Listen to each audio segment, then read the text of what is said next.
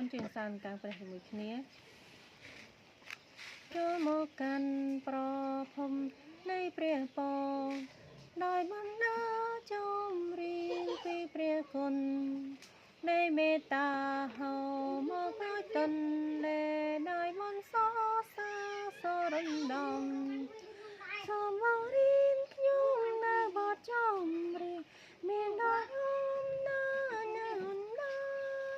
ដើម្បីសរសើរត្រង់នាទីពោជាព្រះដែលមិនចេះប្រែប្រួលនោះខ្ញុំនឹងមើលទៅឯទីពោជំនួយខ្ញុំគឺមកពីទ្រង់ខ្ញុំមានសង្ឃឹមក្នុងព្រះដ៏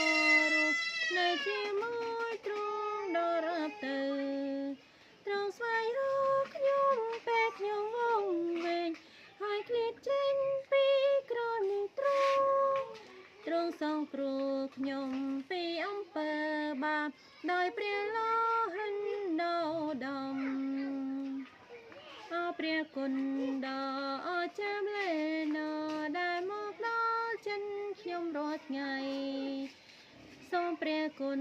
នៃទ្រង់មកអីលើបន្ទន់ចិនខ្ញុំឲ្យចូលហើយក្រាបនៅចំពោះព្រះអង្គម្ចាស់ដែលទ្រង់បានស្រ